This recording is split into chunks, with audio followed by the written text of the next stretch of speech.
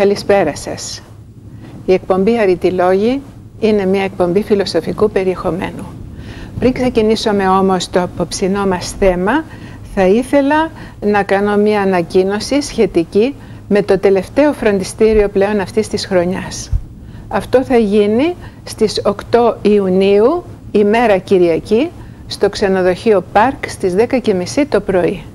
Εάν θέλετε, θα παρακαλούσαμε ιδιαιτέρως να κρατήσετε εγκαίρως τις θέσεις σας στο τηλέφωνο 210 52 02 393. Το θέμα αυτού του τελευταίου φροντιστηρίου θα είναι το θέμα του έρωτος. Μέγας δαίμον ο έρος, λέει η Διωτήμα. Και όχι μόνο, είναι και ήτης και σύντονος και δολοπλόκος. Θα δούμε λοιπόν αυτήν την περιγραφή που μας κάνει η Διωτήμα τη σχετική με τον έρωτα, όπως είναι καταγεγραμμένη στο Συμπόσιο του Πλάτωνος.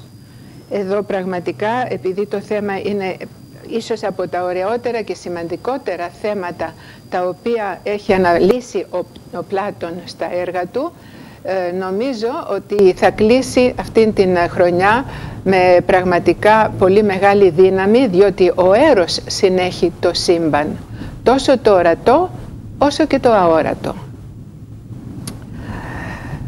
Μπορούμε να περάσουμε τώρα στην απόψινή μας ομιλία.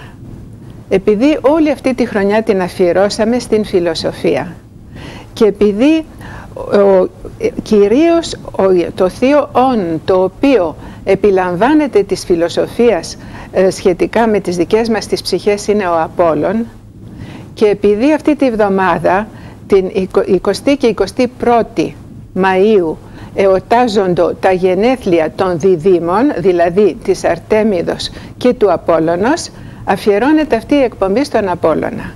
Εάν δεν μπορέσουμε να ολοκληρώσουμε, θα συνεχίσουμε και στις επόμενες εκπομπές μας, ώστε η εφετινή χρονιά, η οποία ξεκίνησε με φιλοσοφία, να κλείσει με τον ίδιο τον Απόλλωνα, διότι ο Πλούταρχος μας λέει ότι ο Απόλλων, πέραν της μαντικής, η οποία είναι η κατ' ουσίαν δική του τέχνη όσον αφορά τα ανθρώπινα, είναι και φιλόσοφος.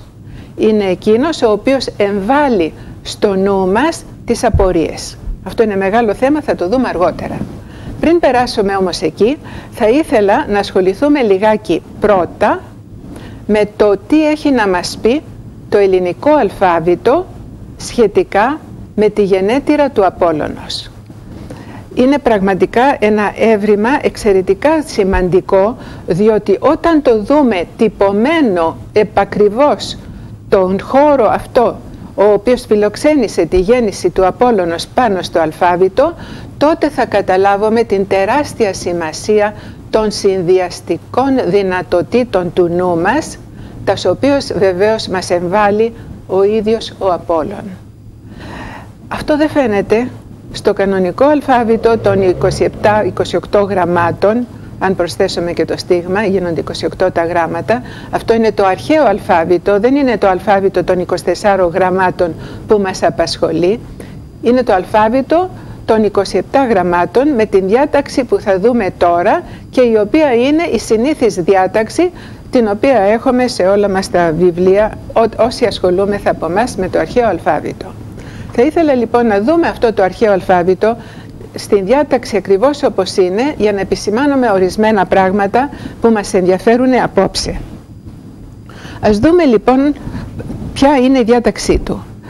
Σε αυτήν την αλφα ζώνη, όπως βλέπετε, έχουμε τα γράμματα του αλφαβήτου σε τρεις σειρές. Α, Β, Γ, Δ μέχρι το Θ, από το Ι μέχρι το κοπά και από το Ρο μέχρι το Σαμπί.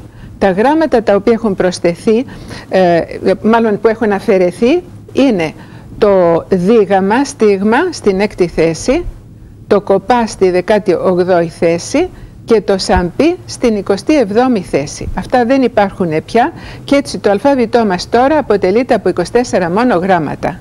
Οι εργασίες που μπορούν να γίνουν πάνω σε αυτό το αλφάβητο είναι πάρα πολύ σημαντικές, διότι εάν παρακολουθήσουμε ενοιολογικά το ίδιο το αλφάβητο, αναγνωρίζουμε ότι μέσα σε αυτό υπάρχουν πάρα πολλές κρυμμένες πλανητικές έννοιες, οι οποίες δεν θα εμφανιστούν εάν αφαιρέσουμε αυτά τα γράμματα, τα οποία δεν υπάρχουν πια. Πέραν τούτου όμως υπάρχουν και άλλα στοιχεία πάρα πολύ σημαντικά, διότι έχουμε δύο ειδών αριθμίσεις πάνω σε αυτό το αλφάβητο. Η πρώτη αρρύθμιση είναι η θεσιακή αρρύθμιση, δηλαδή πώς προχωρούν τα γράμματα σύμφωνα με τη σειρά την οποία γνωρίζουμε.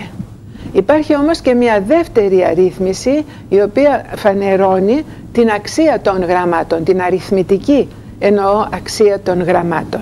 Αυτή η αριθμητική αξία προχωρεί στην πρώτη σειρά σαν αριθμητική αξία από το 1 μέχρι τον αριθμό 9. Δηλαδή για μας είναι όλοι οι μονοψήφιοι αριθμοί. Για τους αρχαίους, οι οποίοι αριθμούσαν πάλι με τα γράμματα ήταν τα ίδια. Το γράμμα α σήμαινε 1, το β σήμαινε 2.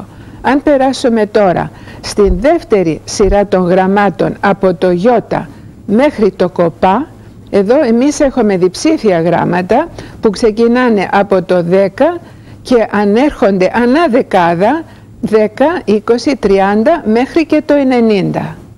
Όταν περάσουμε στην τρίτη ζώνη, τότε η αριθμητική αξία ανέρχεται ανά εκατοντάδα. 100, 200, 300 και ούτω καθεξής μέχρι το 900. Δηλαδή το αλφάβητό μας ξεκινάει από τον αριθμό 1 και φτάνει μέχρι τον αριθμό 999 για να προχωρήσει στο α ξανά σαν αριθμός 1000 με ένα σημάδι το οποίο το διαχωρίζει από το α το απλό. Αυτό εδώ λοιπόν το αλφάβητο, εάν το παρατηρήσουμε, θα δώσω μονάχα ένα στοιχείο το οποίο αναφέρεται ουσιαστικά στην ηλιακή του υπόσταση. Το στοιχείο αυτό είναι το κέντρο του αλφαβήτου, που είναι το 5, το πέμπτο γράμμα δηλαδή το ε, και θυμόμαστε ότι αυτό εδώ το ε είναι το ε των δελφών. Περνάμε στην δεύτερη σειρά και αναγνωρίζουμε το γράμμα νι, που είναι το 14ο γράμμα, το οποίο διαχωρίζει το αλφάβητο σε δύο ίσα μέρη. Προηγούνται 13 γράμματα και έπονται άλλα 13 γράμματα. Αυτό είναι στο κέντρο. Και τελευταίο το γράμμα φ, το οποίο έχει την 23η θέση και αντιστοιχεί στον αριθμό 500. Εάν δούμε τα γράμματα στη σειρά, μας λέει αυτό το αλφάβητο ότι το N είναι το N φως. Και επειδή το N φως για μας είναι ο Απόλλων, έχουμε μπροστά μας αυτό το αλφάβητο, στηρίζοντάς το πάνω στον κεντρικό άξονα του αλφαβήτου, διότι ό,τι υπάρχει από τη δεξιά πλευρά υπάρχει και από την αριστερή πλευρά, καθέτως και οριζοντίως, έτσι ώστε αυτό εδώ το N φως να μας λέει είμαι ο Απόλλων. Όμως δεν υπάρχει απόδειξη, μονάχα μπορούμε να προσθέσουμε ότι οι Πυθαγόροι όταν έλεγαν το N δαπόλλων ανεφέροντο σε αυτή την έννοια του N, το οποίο ήταν ο Απόλλων, διότι ήταν η ενότης, η εσωτερική ψυχονοητική ενότης του Θείου όντως, το οποίο δια του φωτός διαχέει στο σύμπαν τις δυνάμεις της γνώσεως, διότι φως στο συμβολισμό σημαίνει γνώση, ενώ σκότος σημαίνει άγνοια και αμάθεια. Αυτό όμως θα μπορούσε να θεωρηθεί σαν μία αυθαιρεσία, παρόλη την πολύ δυνατή λογική η οποία διαχέεται μέσα από αυτό το αλφάβητο. Επειδή αυτή η έρευνα δεν σταματάει καθόλου και επειδή τις απορίες μέσα στο νου μας τις φιλοσοφικές απορίες τις θέτει πάντοτε ο ίδιος ο Απόλλων, μας λέει ο Πλούταρχος στο νου μας, οι δικές μου απορίες ήτανε πώς θα μπορούσα να στηρίξω εάν υπήρχε άλλος τρόπος που να μου υποδεικνύει ότι πράγματι αυτό είναι Απολλώνιο το αλφάβητο. Άρχισα λοιπόν να κάνω διαφορετικές κατατάξεις μέσα στο αλφάβητο για να δω, αλλάζοντας διαφορετικά συστήματα, αν θα υπήρχε κάπου αλλού μία ένδειξη η οποία να μου επιβεβαίωνε αυτό εδώ το όραμα που είχα. Γιατί νόμιζα πριν ακόμα βεβαιωθώ ότι αυτό ήταν, ίσως θα μου λέγαν, και μία αυθαιρεσία. Όταν λοιπόν έκανα διάφορες απόπειρες, κάποια στιγμή κατέληξα στην εξής εικόνα. Θα ήθελα να σας δείξω, επί τη ευκαιρία, το βιβλίο της Στόλου, το οποίο βεβαίως είναι η Επίδαυρος και το οποίο πλέον γνωρίζετε. Μπορούμε να το δούμε. Αυτό είναι το βιβλίο της Στόλου, το οποίο έχει ασχοληθεί βεβαίως πάρα πολύ με τα θέματα της υγείας, διότι η Επίδαυρος δρά επί της άβρας ψυχής. Η Επίδαυρος ολόκληρη είναι αφιερωμένη στον Θεό Ασκληπιό, τον Θεό της υγείας. Ο Ασκληπιός όμως είναι τέκνον Απόλλωνος. Και εφόσον είναι τέκνον Απόλλωνος, γνωρίζουμε ότι ο ίδιος ο Απόλλων είναι ο θεραπευτής των θεών, γεννά τον, μέσω της, γεννά τον Ασκληπιό. Αυτή τη στιγμή μου διαφεύγει το όνομα της μητέρας, αν και είναι τόσο πολύ γνωστό, δεν πειράζει, θα το προχωρήσουμε. Γεννά τον Ασκληπιό, όχι σε αυτόν τον χώρο, στην Τρίκη. Και μπορούμε να προχωρήσουμε για να δούμε τι είναι αυτό που μας συνδέει με το αλφάβητο. Σε αυτόν τον χώρο βλέπουμε ότι στο τέλος του βιβλίου έχουμε το αλφάβητο να εμφανίζεται σε αυτήν εδώ τη μορφή. Όσοι έχετε το βιβλίο θα πάτε στη σελίδα 436 και θα μπορέσετε να δείτε το αλφάβητο σε αυτή τη διάταξη. Θα ήθελα όμως να το δούμε καλύτερα για να του κάνουμε και μια πλήρη ερμηνεία, η οποία θα μας βοηθήσει να κατανοήσουμε τη σπουδαιότητα αυτής της ανακαλύψεως. Αλλάζοντας λοιπόν τη διάταξη και χρησιμοποιώντας μία διάταξη 4 πρώτων αριθμών σαν στήλες και σαν σειρά 7 άλλες σειρές, βλέπουμε ότι μία πλευρά 4, η άλλη πλευρά είναι η πλευρά 7. Εάν βάλουμε τα γράμματα στη σειρά, διαπιστώνουμε ότι το α, β, γ, δ μας δίνει το γράμμα δ. Στη δεύτερη σειρά το ε, δ, γ, στίγμα ζ, η. Στην τρίτη σειρά θ, ι, κ, λάμδα. Τέταρτη σειρά μη, νι, ξ, όμικρον. Πέμπτη σειρά π, κοπά, ρο, σίγμα. Και έκτη σειρά ταφ, ύψιλον, φ, χ. Έβδομη σειρά ψ, ωμέγα, κοπά. Τι αντιλαμβανόμεθα? Ότι καθέτος έχουμε μπροστά μας το όνομα της Δήλου, της νήσου, στην οποία γεννήθηκαν οι δίδυμοι. Για να συμβαίνει κάτι τέτοιο και να είναι τόσο πολύ ωραία κρυμμένο, ώστε εμείς να πρέπει να το ανακαλύψουμε, πράγμα που φυσικά είναι μέσα στις απολώνιες διαδικασίες της ερεύνης, μας κάνει το νου να μαθαίνουμε να τον ασκούμε με διαφορετικούς τρόπους.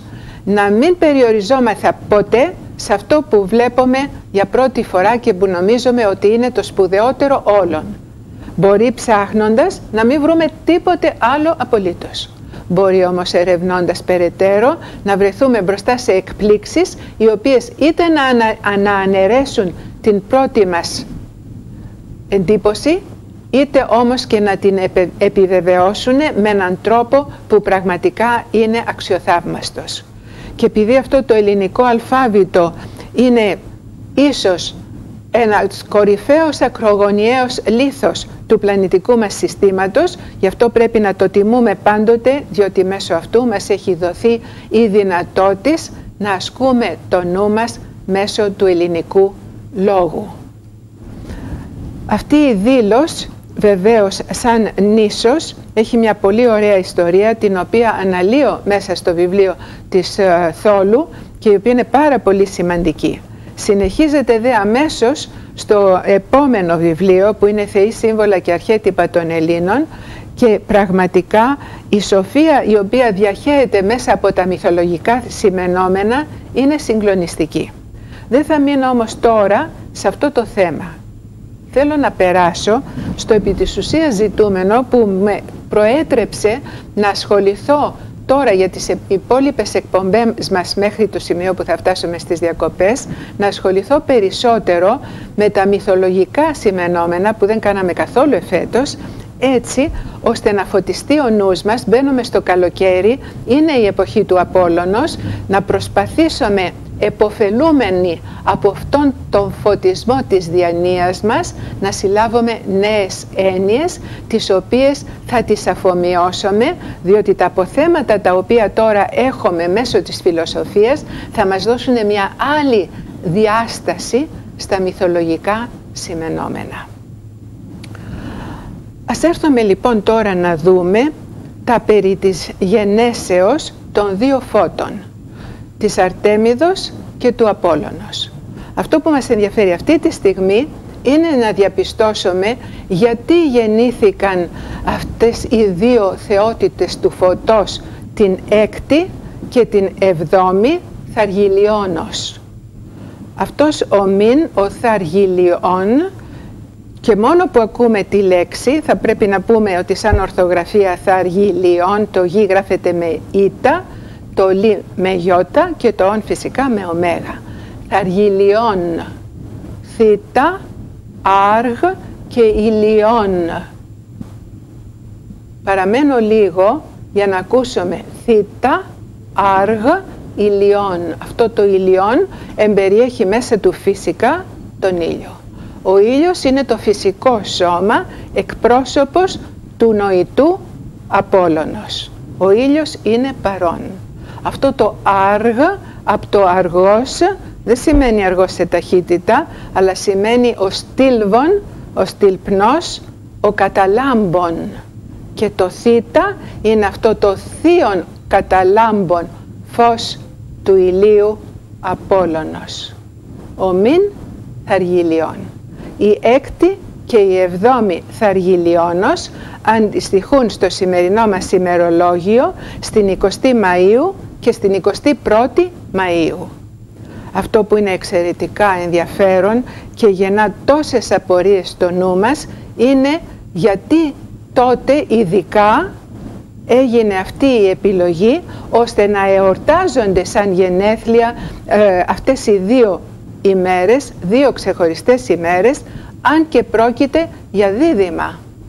Αυτό είναι πραγματικά κάτι που γεννά και πάλι απορίες. Για να απαντήσουμε όμως σε αυτές τις απορίες θα πρέπει να έχουμε μία γνώση του πλανητικού συστήματος για να δούμε τι γίνεται στο πλανητικό πλέον σύστημα αυτές τις δύο μέρες και αν υπάρχει κάποιος πολύ σοβαρός και ουσιαστικός λόγος ο οποίος θέλει να μας υποδείξει τι συμβαίνει πλανητικά. Εκείνα τα όντα τα οποία είναι ενεργοποιημένα σε αυτήν την αστρονομική κατάσταση του ουρανίου στερεώματος, αυτά τα όντα μπορούν να παραλάβουν τις ευεργεσίες αυτού του πλανητικού μας συστήματος μετέχοντας αυτής της γενέσεως των δύο φώτων, του Απόλλωνος του ημερησίου φωτός και της Αρτέμιδος του νυχτερινού φωτός. Προηγείται βεβαίως η Άρτεμις, διότι είναι το νυχτερινό φως, είναι το λιγοστό φως. Έχουμε μιλήσει για το λιγοστό φως πολλές φορές όταν είχαμε αναφερθεί στο σπήλαιον και εν συνεχεία περάσαμε στο άπλετο φως, στο φως του Απόλλωνος. Ας δούμε λοιπόν τώρα σε χάρτη απάνω τι ακριβώς συμβαίνει αυτές εδώ τις ημέρες.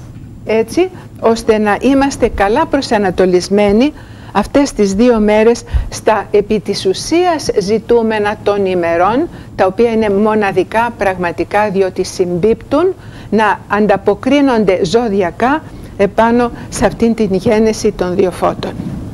Βλέπουμε ότι η γέννηση της Αρτέμιδος γίνεται στην 29η μοίρα του αστερισμού του Ταύρου και η γέννηση του Απόλλωνος στην 0 μοίρα του αστερισμού των Διδύμων, διότι τότε ο ήλιος βρίσκεται ακριβώς πάνω σε αυτήν την 29η μοίρα του Ταύρου που γεννιέται η Άρτεμις και στις 0 των Διδύμων που γεννιέται ο Απόλλων. Ο ήλιος βρίσκεται πάνω σε αυτές τις δύο μοίρες.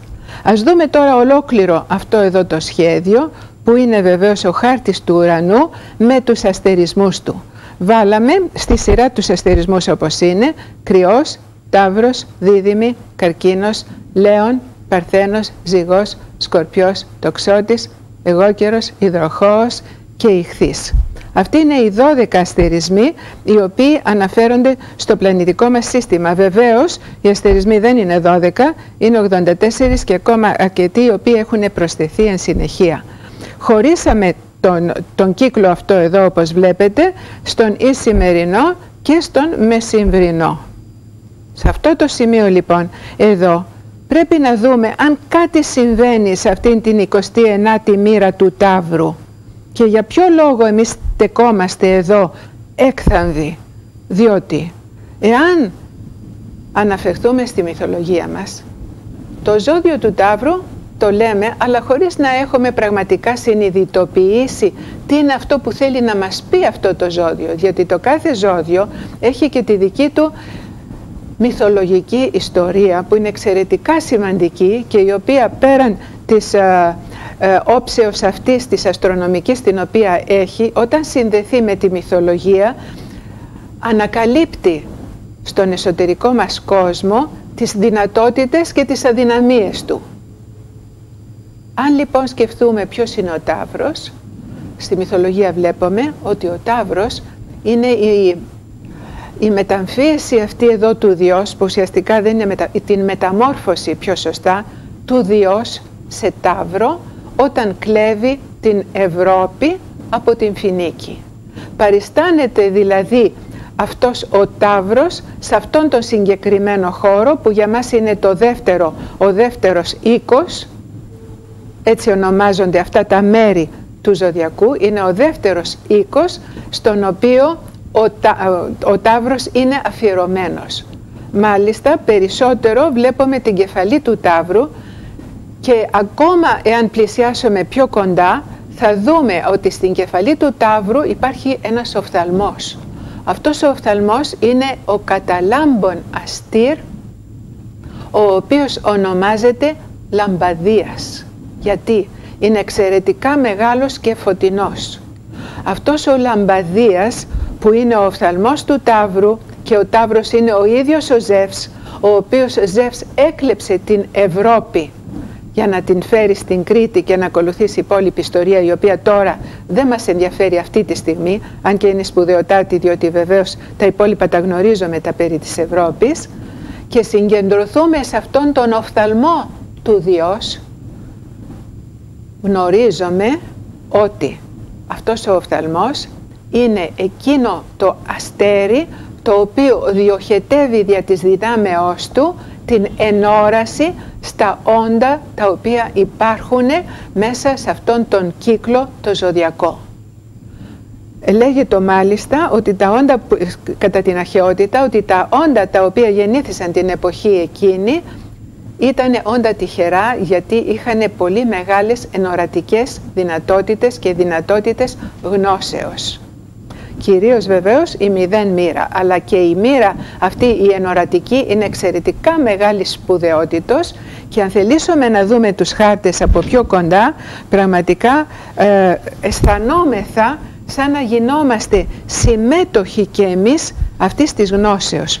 Τώρα δεν θα δούμε άλλο το σχηματικό αυτό εδώ χάρτη, θα δούμε απευθείας τον χάρτη των αστερισμών του βορείου ημισφαιρίου. Αυτό είναι το βόρειο ημισφαίριο. Βλέπετε εδώ πέρα πάνω, βέβαια είναι δύσκολο να δούμε όλους τους αστερισμούς. Στον εξωτερικό μέρος υπάρχουν οι δικοί μας οι γνωστοί οι αστερισμοί, τους οποίους είδαμε τώρα. Εδώ μέσα σε αυτό το κόκκινο πλαίσιο βλέπουμε τον αστερισμό του Ταύρου. Έχει προηγηθεί ο αστερισμός του Κρυού, εδώ είναι ο αστερισμός του Ταύρου και έπεται ο αστερισμός των Διδύμων. Εδώ αυτό το αστέρι που βλέπετε είναι ο Λαμπαδίας. Αν έρθουμε ακόμα πιο κοντά, τότε αισθανόμεθα πραγματικά σαν να μας πλησιάζει αυτός ο οφθαλμός και να μετέχουμε και εμείς αυτής της μεγάλης δυνατότητας την οποία μας παρέχει ο ίδιος ο Ζεύς μέσω της γενέσεως της Αρτέμιδος. Βλέπετε, το κάναμε πολύ μεγάλο. Ο οφθαλμός του Διός, ο Λαμπαδίας, εδώ σε αυτό το σημείο ακριβώς βρίσκεται ο ήλιος την 20η Μαΐου. Στην 21η θα έχει προχωρήσει και θα βρεθούμε αμέσως μετά στο ζώδιο ή τον αστερισμό των Διδύμων. Εδώ λοιπόν, σε αυτό το σημείο, έχει γεννηθεί η Άρτεμις. Επειδή είπαμε λίγα πράγματα σχετικά με αυτήν την γέννηση των Διδύμων, θα έπρεπε να προηγηθεί κάποια εξήγηση η οποία να μας εισάγει σε αυτήν την δυνατότητά μας της γνώσεως. Πώς ξεκινάει και από πού? Διότι πάντοτε η γενεαλογία των θεών είναι εκείνη που μας επιτρέπει να κατανοήσουμε καλύτερα και βαθύτερα τις ιδιότητες τις οποίες εμείς θα πρέπει να προσεγγίσουμε εάν κάποτε θελήσουμε ουσιαστικά να ενεργοποιηθούμε στα υψηλότερα νοητικά πεδία.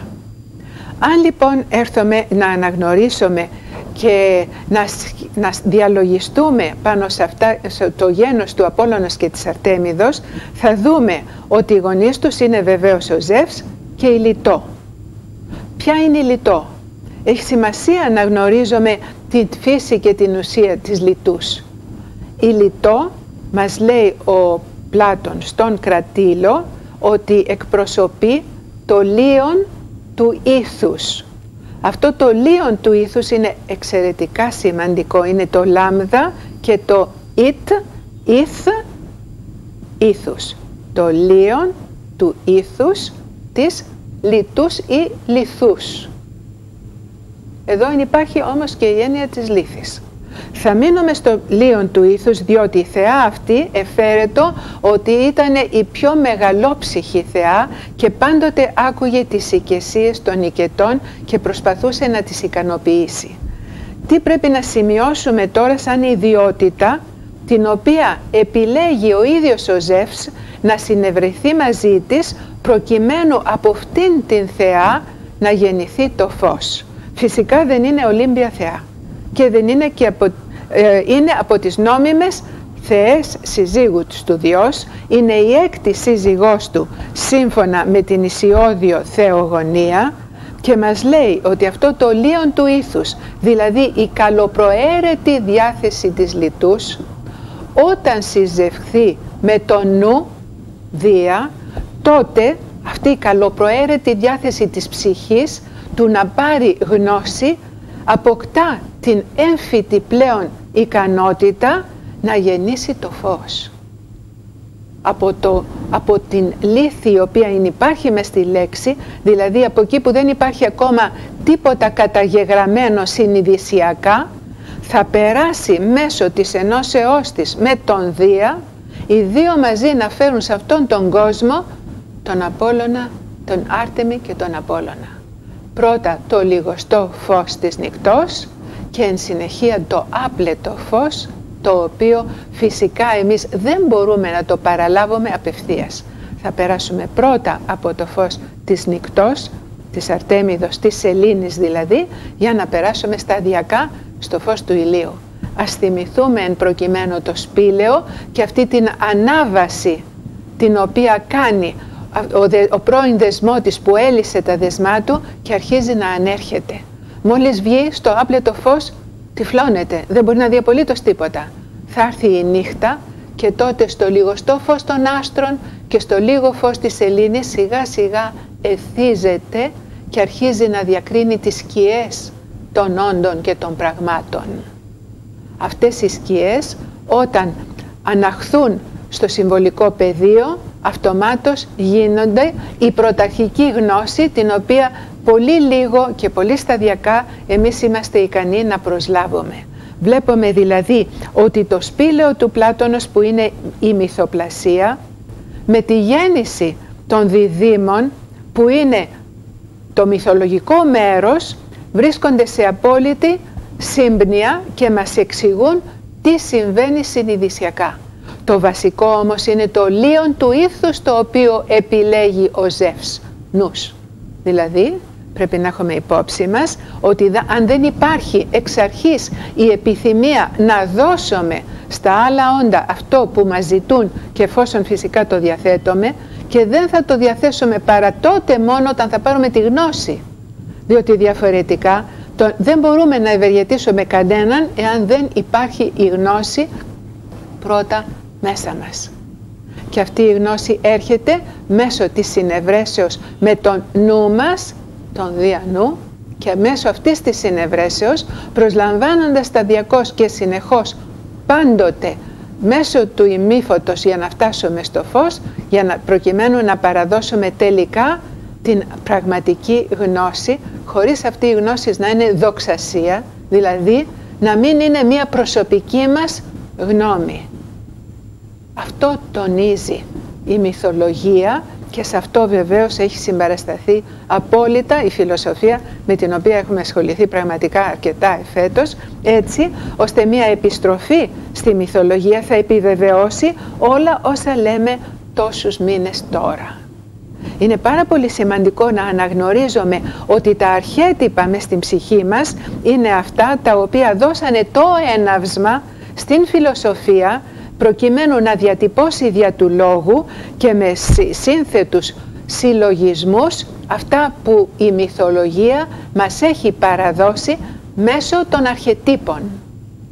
Ακόμα πιο σημαντικό δε είναι το θέμα της λιτούς, η οποία επειδή κυοφορεί το φως, προσέξτε τους συνειρμούς, είναι πάρα πολύ συγκλονιστικοί, κυοφορεί δίδυμα φωτός, δεν αποδέχεται κανένας να της δώσει χώρο να γεννήσουν.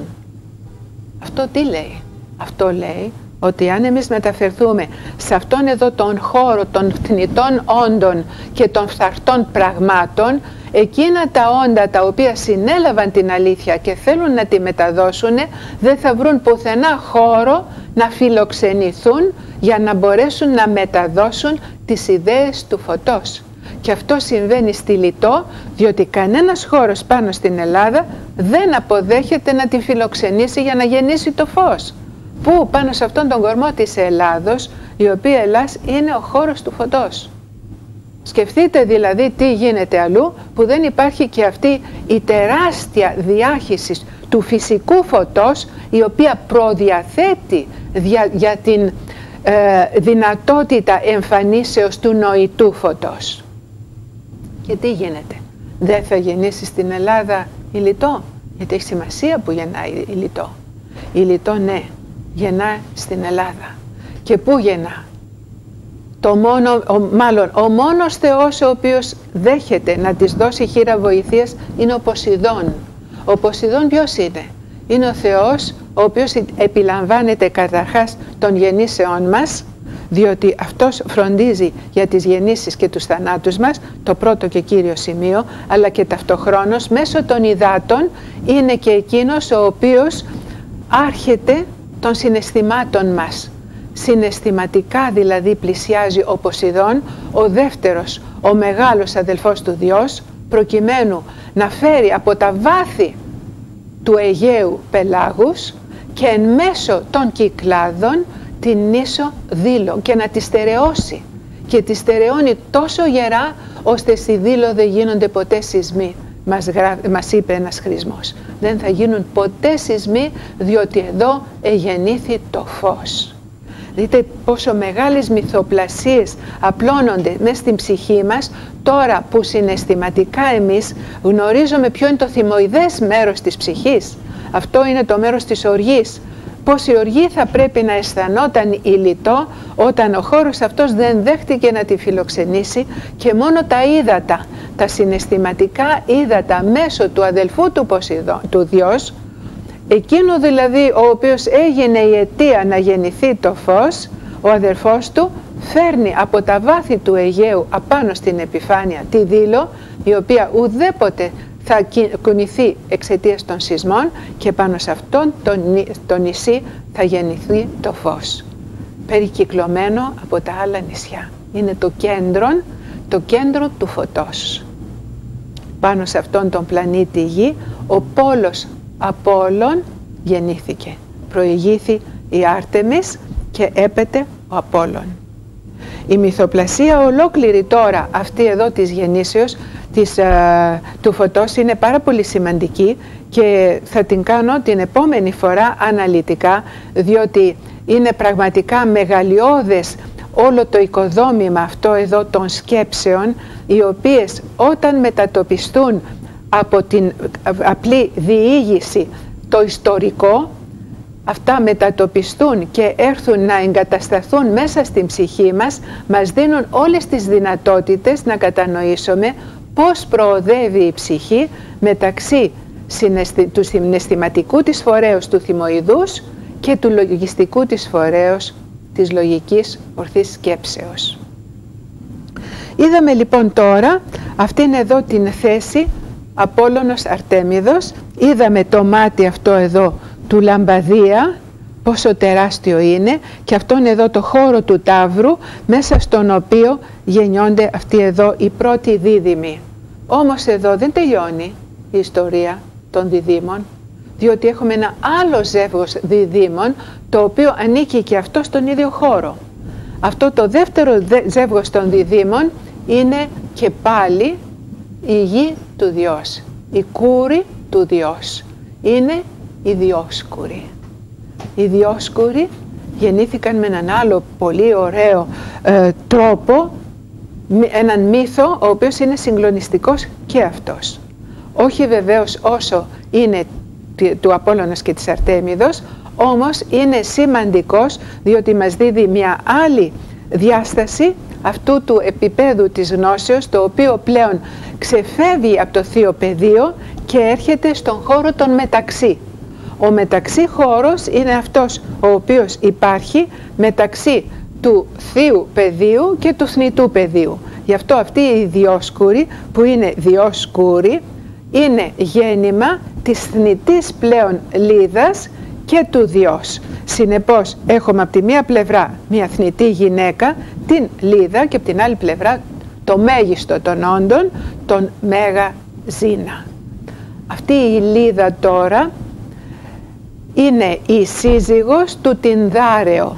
Μαζί με τον Τινδάρεο έκανε τέσσερις θυγατέρες πρώτα, οι οποίες θυγατέρες είναι οι εξής. Είναι η Κλητεμνίστρα βεβαίως, είναι η Τιμάνδρα, η Φίβη και η Φιλονόη. Αυτές οι τέσσερις θυγατέρες πρώτα. Εν συνεχεία, επειδή ήταν πάρα πολύ ωραία και την ερωτεύτηκε σφοδρότατα ο Ζεύς, θέλησε να συνευρεθεί μαζί της. Εκείνη όμως για κανένα λόγο δεν ήθελε να το κάνει αυτό το πράγμα. Τότε ο Ζεύς σκέφτηκε ότι έπρεπε να παρέμβει η Αφροδίτη. Η Αφροδίτη είναι η δολοπλόκος των ερώτων Αφροδίτη. Σκέφτηκε λοιπόν μέσω του δόλου, που είναι ένα θέμα που αναπτύξαμε στο προηγούμενο μας φροντιστήριο και βεβαίως προξένησε πάρα πολλές μεγάλες απορίες, τις οποίες ίσως συνεχίσουμε και με αυτές στο επόμενο φροντιστήριο, γιατί ο δόλος είναι ένα πολύ σημαντικό μέρος τόσο της μυθολογίας όσο και της λειτουργίας της νοήσεώς μας. Πάντοτε πρέπει να προσδιορίσουμε ότι ο δόλος εν υπάρχει, πλην όμως πρέπει εμείς σαν λογικά όντα και τέκνα Διός να έχουμε υπόψη μας ότι πάντοτε πρέπει να λειτουργεί μέσω της δικαιοσύνης. Αυτό είναι ένα οξύμορο σχήμα, πάρα πολύ δύσκολο να γίνει κατανοητό και είναι το δεύτερο βήμα του Πυθαγορείου πλέον διαλογισμού. Όταν θα φτάσουμε σε εκείνο το επίπεδο θα δούμε τότε μόνο την τεράστια σοφία η οποία κρύβεται μέσα στη μυθολογία μας, η οποία εν συνεχεία διευρύνει τη διάνοιά μας, διότι έρχεται ο Πλάτων να μας πει, προσέξτε, η αρετή δεν θα λειτουργήσει μέσα σας παρά μονάχα όταν θα έχετε καλά κατανοήσει την επιστήμη του αγαθού και του κακού, διότι μέσα στο κακό εν υπάρχει φυσικά ο δόλος. Πώς θα φέρουμε εμείς τώρα αυτόν τον δόλο που εν υπάρχει στο κακό να λειτουργήσει επ' αγαθό?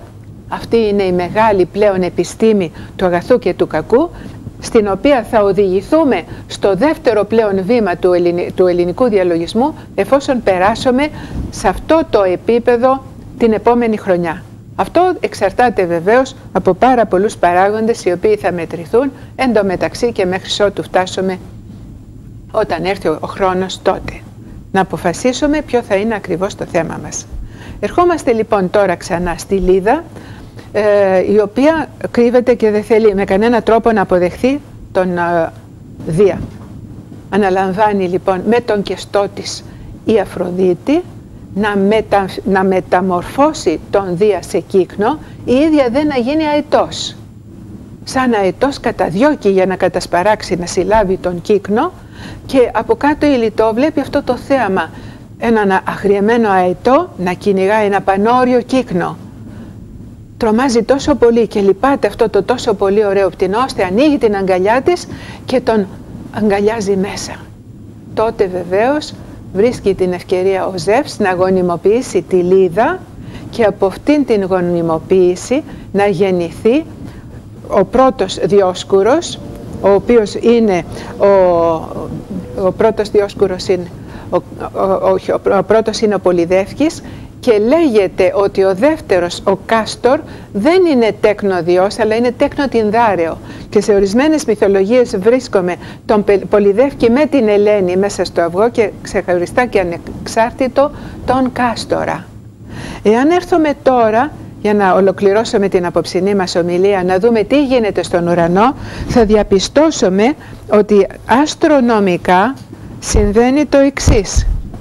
Ερχόμαστε εδώ να δούμε ότι αστρονομικά στην 20η Ιουνίου και στην 29η μοίρα των Διδήμων μεσουρανεί ο αστέρας αυτός έτσι, ώστε με το μεσουράνημά του, κατά το μεσανύκτιο φυσικά, έχουμε αυτήν εδώ την περίεργη γέννηση, διότι μέσα από το λεξικό του Λάμψα βλέπουμε ότι έχουμε την γέννηση αυτή σύμφωνα με το λεξικό. Άλλη παράδοση σχετίζει τους Διοσκούρους με τον αστερισμό των Διδήμων. Συνεπώς, επειδή ο κύκνος, ο οποίος βρίσκεται ακριβώς απέναντι από αυτόν τον αστερισμό των Διδήμων, ο κύκνος βρίσκεται μέσα πέρα από τον αστερισμό του τοξότη, έχουμε τον κύκνο σαν αντιστάθμισμα των δύο σκούρων, οι οποίοι γεννιόνται εδώ σε αυτόν τον ίδιο αστερισμό, ο οποίος όμως τέμνει και ολόκληρο τον ζωδιακό σε δύο μέρη δια του μεσημβρινού και φτάνει μέχρι κάτω, ώστε οι δίδυμοι, οι πρώτοι δύο δίδυμοι, οι γεννηθέντες στην 29η μοίρα του Ταύρου και στη 0 των Διδήμων, να ολοκληρώνουν αυτήν την πορεία εδώ στους Διδήμους, τον Πολυδεύκη και τον Κάστορα. Όλος δηλαδή αυτός εδώ ο αστερισμός των Διδήμων διέπεται από τους δύο Διδήμους στα τέκνα του Διός. Άρτεμη Απόλλωνα, Κάστορα, Πολυδεύκη. Έχουμε δηλαδή έτσι μια συγκέντρωση δυνάμεων γνώσεως, διότι και οι Διόσκουροι είναι εξαιρετικά ισχυρά τέκνα, τα οποία έχουν στην δικαιοδοσία τους αφενός την προστασία των ναυτικών. Λέγεται ότι στις μεγάλες τρικυμίες εμφανιζόταν ένα μεγάλο άστρο που ανήκε φυσικά σε αυτούς τους Διδήμους, χωρίς βεβαίως να το κατονομάζουν, και μέσω αυτού του άστρου διεσώζονται οι ναυτικοί. Πάρα πολύ σημαντική αυτή η πληροφορία, η οποία παραμένει να συγκλονίζει την ψυχή μας, διότι πρέπει να δούμε και πάλι τον αντίστοιχο αυτό χάρτη, τι συμβαίνει στον ουρανό όταν έχουμε να δούμε με τα μάτια μας πλέον και πάλι αυτές εδώ τις πολύ σημαντικές θέσεις. Εάν έρθουμε εδώ, θα δούμε ότι στον αστερισμό των Διδήμων που βρίσκεται εδώ πέρα, ακριβώς απέναντι υπάρχει ο αστερισμός του κύκνου. Θα τον δούμε τώρα, βέβαιως είναι πάρα πολύ μικρά τα γράμματα. Στον αστερισμό του κύκνου έχουμε αυτόν τον άξονα πάλι, ο οποίος λειτουργεί, θα είναι δύσκολο νομίζω γιατί είναι πολύ μικρά τα γράμματα να τον δούμε.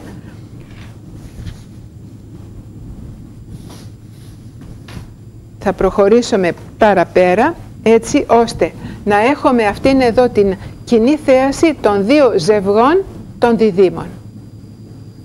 Φτάνοντας λοιπόν σε αυτήν την μυθοπλασία, την οποία δεν την έχουμε ολοκληρώσει, θα επανέλθουμε στην επόμενη εκπομπή μας, έτσι ώστε να έχουμε και την πλήρη εικόνα και των διδήμων. Οι διαβαθμίσεις είναι το απόλυτον θείο φως, Άρτεμις Απόλλων.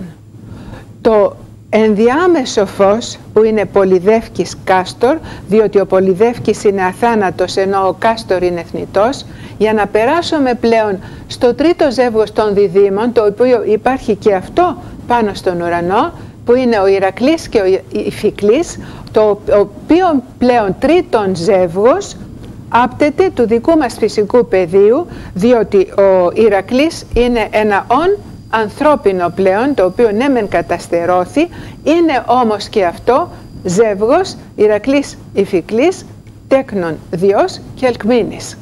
Πάρα πολύ σημαντικό να έχουμε αυτό το τρίπτυχο των διδήμων, προκειμένου να κατανοήσουμε πως η διάνοιά μας, ξεκινώντας από τον Ιφικλή, που είναι θνητός και δεν έχει ιδιαίτερα χαρίσματα, θα περάσουμε στον Ηρακλή, που επιτελεί τους άθλους, περνάμε εν συνεχεία στον Κάστορα, ο οποίος έχει την δυνατότητα να ανέρχεται εκ περιτροπής στο ουράνιο στερέωμα, πράγματα που θα τα πούμε την επόμενη φορά, για να περάσουμε στον Πολυδεύκη που είναι αθάνατος, προκειμένου να φτάσουμε στην Άρτεμη και στον Απόλλωνα μέσα από αυτήν την κλίμακα των 6 τέκνων του Διός, 3 διδήμων τέκνων.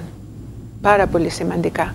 Θα ήθελα να πω ότι μπορείτε να κάνετε μια προκαταρκτική ανάγνωση, όσοι βεβαίως έχετε τα βιβλία της Θόλου, θα δείτε στα τελευταία κεφάλαια και ιδίως στο τελευταίο μάλλον κεφάλαιο του ελληνικού αλφαβήτου, καθώς επίσης και τη γέννηση της Δήλου, για να περάσετε εν συνεχεία στο αμέσως επόμενο βιβλίο Θεοί, Σύμβολα και Αρχέτυπα, όπου εξιστορείται λεπτομερώς η γέννηση του Απόλλωνος και της Αρτέμιδος, καθώς και των Διοσκούρων, για να κάνουμε και την ανάλυση εν συνεχεία του Ηρακλέους Ιφικλέους. Νομίζω ότι και πάλι φτάσαμε στο τέλος της εκπομπής μας και να υπενθυμίσω ότι το τελευταίο φροντιστήριό μας θα γίνει στις 8 Ιουνίου στο ξενοδοχείο Πάρκ στις 10:30 το πρωί. Αν θέλετε θα κρατήσετε τις θέσεις σας στο τηλέφωνο 210 52 02 393. Το θέμα θα είναι το μέγα θέμα του έρωτος. Μέγας δαίμον ο έρος, ο Σόκρατες λέει ιδιωτήμα. Με αυτόν τον μέγα δαίμονα θα ασχοληθούμε σε αυτό το φροντιστήριο, για να δούμε και τις δολοπλοκίες οι οποίες ενέχονται, καθώς επίσης και τους αναβαθμούς του έρωτος, ο οποίος φτάνει στον θείο έρωτα πραγματικά, όπως μας τον παρουσιάζει ιδιωτήμα. Φτάσαμε και απόψε στο τέλος της εκπομπής μας. Σας ευχαριστώ που με ακούσατε, να σας ευχηθώ μια καλή εβδομάδα, καλή σας νύχτα.